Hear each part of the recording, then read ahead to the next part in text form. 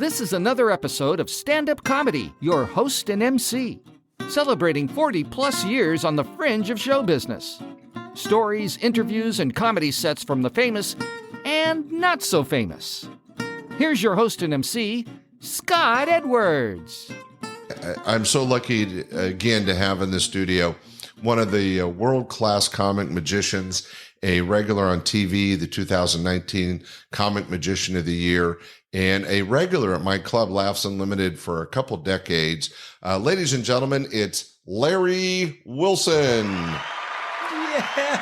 Yes. Larry, good to have you back. Oh, thank you. Last time we were together, we were talking about how a trick and comedy and magic work together to build how you start off and get it somewhere in your act by rehearsal and practicing and really honing with the audience, the best thing. And what was great about the last episode, right at the end, you shared how the laughter from the comedy aspect helps hide or makes the magic a little easier.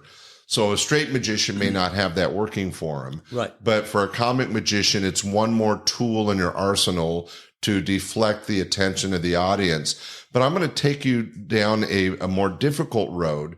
When coming to professional comedy and magic, and if you guys haven't heard any of the other shows, Larry's been doing this for over 40 years. He is world-class, known from coast to coast and around the world, and pretty much can entertain any type of audience, from a small close-up show to a huge Las Vegas stage production. And Not dead people. I can't entertain dead. Okay, they're off the list. All right. Yeah, there you go. But here's something that I'm sure in your many years you've experienced.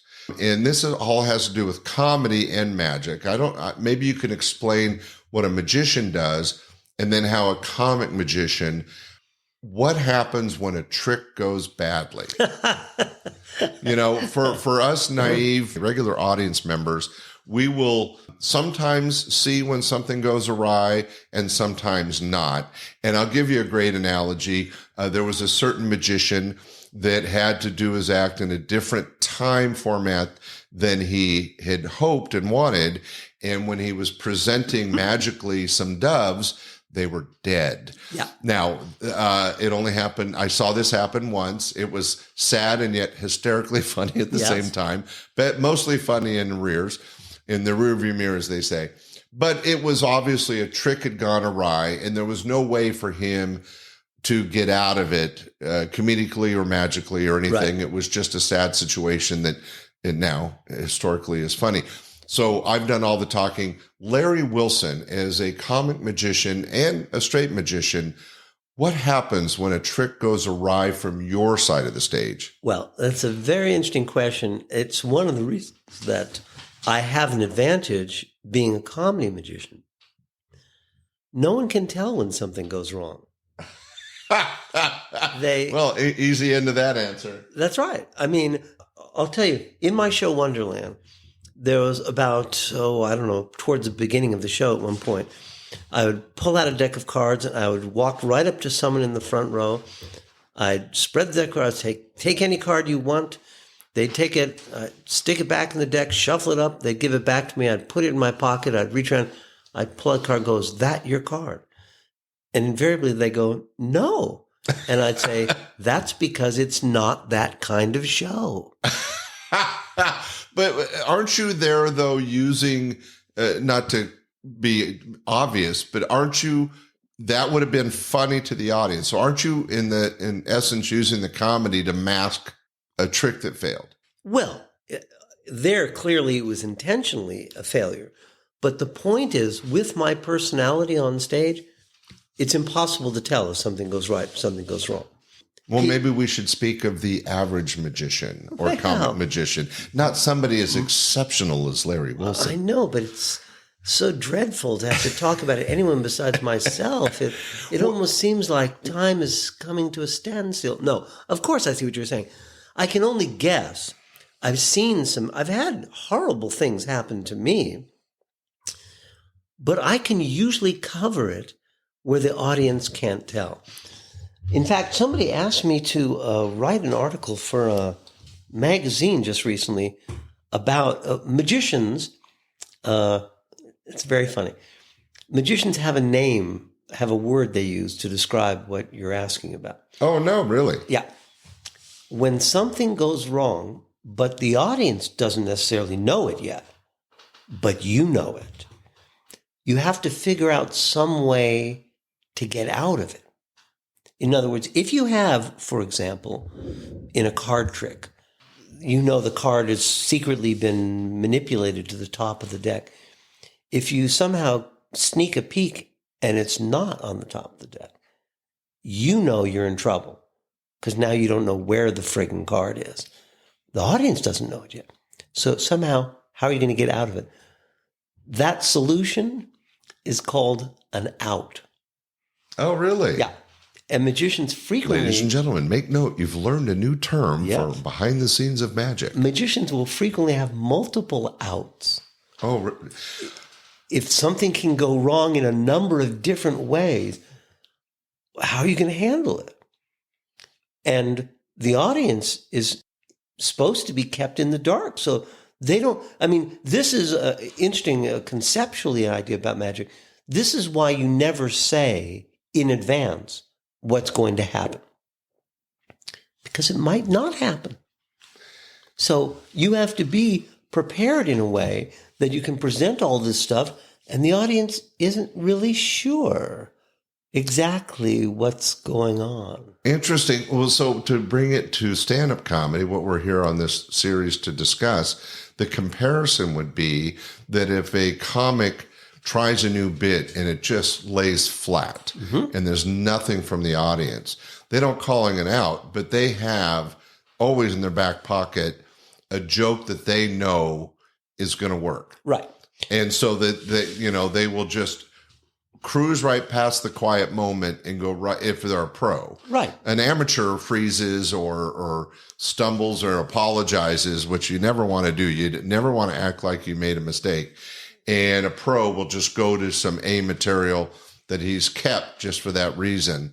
I have seen comics that will make fun of themselves, and so their cover is being self-deprecating. Right. Well, that was much funnier when I was in the shower. That's right. Absolutely. And so it's an out. Right. But of course, for stand-up comic, it's much easier because it's just verbal.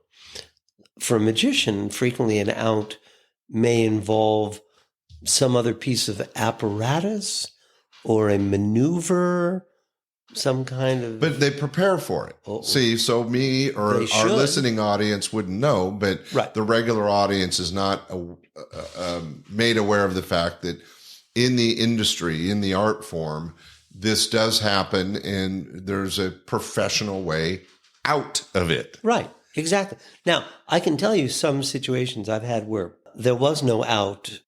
This is also what we call learning experiences, where you go, okay, I'm never going to let that happen again. Right, right. When I was performing a corporate job in San Francisco, this is quite a few years ago, with my troupe, big show. Oh, wow. Big, elaborate stage show in a big convention hotel. Big convention hotel, you know.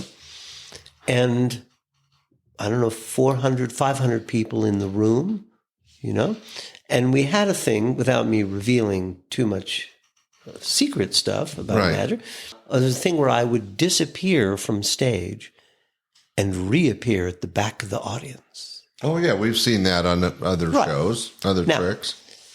Hopefully this is not a spoiler alert for your listeners, but in lieu of real magic, it means I have to be able to run around unseen from the stage all the way around and come in at the back of the room. Right. Now, to make the illusion really strong, it's staged and arranged in such a way the audience perceives hardly any time has passed. Yeah, it has to go quickly. Yeah, that you seem to disappear and instantly reappear at the back of the room. So I, like I said, this is quite a few years ago, and I didn't have the vast experience I have now. Nowadays, doing something like that during the day as we're setting in and rehearsing, I would walk through that runaround to be exactly clear what was going on. You wouldn't want to trip or fall or anything, you know. So you want to know, But in those days, of course, I thought, I can do anything. So we get to that part in the show. I disappear from the place I am on stage and go run. And of course, in a convention hotel, you're running through the kitchen, a lot of it. I go running through. I get out to where the front of the room. I burst out of the doors, and I realize this is a big convention hotel. It was the wrong room. There's 20 doors leading into other meeting rooms. I have no idea. I think it's the one right next to me. I burst in and shout, "It's me!" And the entire audience turns around, as they're supposed to look at me. And I realize, this is not my audience. It's 500 incredibly, beautifully dressed men. They're all in evening clothes. Some sort of awards thing or something. The finest thing I've ever seen. This is in San Francisco. Yeah. I've shouted, "It's me." And they all turn around and look at me. And one person shouts with great enthusiasm, "The stripper's here." In the meantime, your audience is trying to, and I'm sure your cast members are trying to figure out, where's our magician? I mean, when you start to bring this up, you're sort of bringing back a cavalcade of nightmare situations. Another time with my troupe, we're in a performing arts center someplace in the Midwest. I can't remember where this was. And we had this routine that I'd always wanted to do, where I borrow 4 rings from men in the audience. And then I do some seemingly ridiculous stuff. I'm going to shine them up and whatever. And I seem to destroy them. And then everyone's alarmed. Kind of the destroyed watch, restored watch. Absolutely. So like I say, there's this plot in magic. There aren't that many. This is destruction and restoration. Okay, sorry. No, but that's exactly right. And so then the thing that's amazing is I have on the stage the whole time has been a big ribbon going to a old-fashioned bread box. And I explain that everything's under control. And we bring that forward, and my assistants are holding the ends of the ribbon and open it. Inside is a loaf of bread that's been baked onto the ribbon.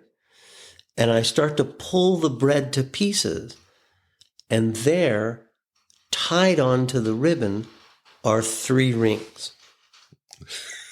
And they bring me scissors, and I cut them off, and I say, "Is this your ring? Is this your ring? Is this your ring?" And then, of course, there's the 4th person saying, "Where's my ring?" And I go, I think it was only 3 rings. And he goes, "No, you borrow." And so there's a whole thing, and there's comedy. And then for the life of me, I can't remember where the 4th ring comes from. But it was someplace very exciting. And then, so that's the way the routine's supposed to go. Again, without giving away too much, let us just say that there's some part in this routine when their actual rings are being substituted for look-alike rings. Right. To buy us some time to do some dirty business. Right.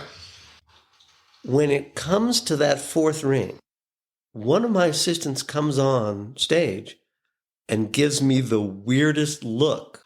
I can't describe the look. But it was one of those, something's gone wrong look. It was panicky. The world is ending. We don't know what to do.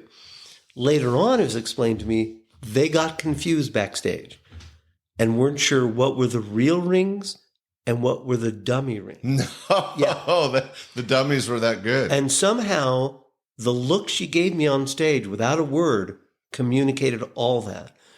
And so I simply, and this may be addressing your point, how can you, I'm pretending. The routine is I borrow 4 rings, I produce 3, and I act like the 4th guy. But in reality, we had lost the guy's ring. The routine I'm doing is pretending we lost the ring, and everyone's thinking, oh, he's going to find some. No, I've really lost it, okay? So no matter what I say, they're just laughing more and more and more. So now I'm talking as if I'm doing the bit, but I'm also, there's a subtext that's going out to my assistants. I'm hoping that someone is going to come from off stage with good news And the audience is roaring with laughter, like, oh, he's pretending. Right, and you're just, the subtitles are, get the freaking ring and bring it out here. Right. Now, you might say to yourselves, how do you handle this, Larry? I have no idea. I just kept talking. And then someone did appear from the rings with a look of relief on her face. And it's funny, I can't remember what the production of the last one was, but it was something very dramatic. And so then I pulled the string and I said, this guy, is this your ring? And he goes, yeah. And so that all's well. So it all worked. But this was a great example, this story of what you said is that a lot of times the audience is just not aware that something had gone horribly wrong. Well, with my personality, with a straight magician, I think they would know something horribly gone wrong. With me, who's already... You mean like the dead pigeons? Dead pigeons, yeah. I mean, I have to tell you that because of the nature of what I do, a lot of times the character I play on stage seems like he doesn't know how the magic works. Sometimes he does, but sometimes the magic seems to work in spite of me. So the audience accepts that very quickly and sort of goes, oh, we can't possibly get ahead of this guy because he doesn't know what's going to happen, right? So if something goes horribly off the tracks, maybe that's part of the show. Maybe it's not. We don't know, So, but getting back to my original point is you said that you distracted the audience while they were looking for the ring with talking. Sure. Is this where comedy helps? Well, yes. If you can imagine, what if you were a silent act? Right. And then a ring is missing or something. Right. Yeah. So the comedy does have a real use in certain times when you don't have the correct out. Right. To speak magically. Sure. Well, that's fascinating. We're running out of time in this particular show, but I wanted to bring up one other thing. We were just talking about how comedy can help you when things go awry and how comedy can help you connect. Earlier in the series, we talked about how the importance of connecting with an audience, and comedy can make that easier. It's a different path of connection that is generally or always works. But when you're creating humor, there's really two basic types, and that would be verbal, telling, what you're saying, and others physical, pretending to trip or whatever. Is there one that's better than another? Or how would you, to our audience, explain the different use of verbal comedy versus physical comedy when it comes to magic? Well, I can say this, and this I think probably applies to everyone. It's not just me. Physical comedy usually is much harder to do, and it requires greater precision. This I mentioned on another episode. I was talking about Charlie Fry. Charlie is unbelievably skilled technically, and he can do stuff that you can only do if you've been practicing for 20 years. I did a show for Disney called New Vaudevillians. A guy who did a silent act. It was not magic. It was just slapstick comedy. Okay. And it was genius. A la Buster Keaton or something. Yeah, but it was so clear watching him that this is perfected over a lifetime. I mean, you had to be in top physical condition. You had to know how to make your body do all these things, and you couldn't sort of do it. It had to be exact or it didn't work. And it was amazing. It was amazing to see, but that's not the kind of thing that you could just bust out on a whim. So what you're saying is, if something goes wrong, it's the easiest thing in the world to think of something to say that you can say without ever having said it before or even being aware you were going to say it. Unrehearsed. Absolutely. I mean, it's funny. I also am the executive director of a nonprofit in northern Nevada that one of our goals is bringing arts and education to kids in northern Nevada with a great emphasis on the public library system and driving people into the libraries and stuff. We do a big event every November called Spellbinders. And it's free to the community, to everyone. It's free. And the very first year we did this big show in the Performing Arts Center, which is 1,500 seats, one of the performers on the show with me had an accident on stage where he fell. Oh. And I don't know if he was knocked out. I thought actually at the time that he might be dead. Oh, because geez. He didn't move a muscle. And I remember turning to the stage manager. I was standing in the wings, said, close the curtain. And so they closed the curtain, and I walked right out on stage. Now, I have no idea what I said. As I was talking to the audience, I remember they were laughing. And so I must have been saying something. But I remember thinking, the next music I hear will tell me who's coming out. So the guy falls. He's passed out basically on stage. He's out You cold. were able to use your verbal skills, verbal comedic skills, to pass the time until you had a sound cue and who was next. And then Right. as the MC, as the host, you could just go right into it. And the audience might be concerned about the previous person, but you're there to do a show. The show must go on. And that was your transition. And I think it's also interesting to say that physical comedy, though visually entertaining and may seem simplistic, is much more challenging than verbal comedy, because verbal comedy can be impromptu, Right. can be at the moment, and physical comedy really needs to be practiced or perfected to work right. Right. Forgive me for jumping around. I just remembered the guy's name who I couldn't remember from that Disney show. That was Georgie Carl. Okay, Georgie Carl, everybody go to the Googler. Oh, my God. And check him out. I mean, I'm embarrassed that I couldn't think of his name for a moment, but he was unbelievable act. All his act was him walking up to the microphone like he was going to speak and trying to adjust the height of the microphone stand. Oh, and that was the whole That was the bit, entire act. comedic and then bit. the microphone stand isn't right, and then the microphone slips through the sleeve of his jacket. And now I think I've seen him. Oh, it's a classic. That's unbelievable. But in answer to what you're saying, the beauty, of course, of speaking is that you can improvise something, whereas this physical stuff, it's the result of thousands of hours of rehearsal, of painstaking rehearsal.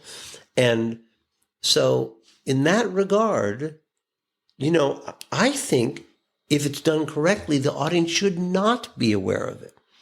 I think people seeing Georgie Carl just thought, oh, he's just clowning around. Seems simple, but as you mentioned, years of practice. But me and watching from the perfecting. wings, I can tell every single movement has been choreographed and rehearsed and rehearsed and rehearsed. That's not the kind of thing you can do improvisationally. Yeah. Right. Well, we've learned so much today in this version of our series, Comedy Magic. Larry, thanks for sharing. Everybody will be back with another in the series. That was fascinating stuff. Thanks for joining us in the studio, Larry. My pleasure. All right, ladies and gentlemen, see you in the next show.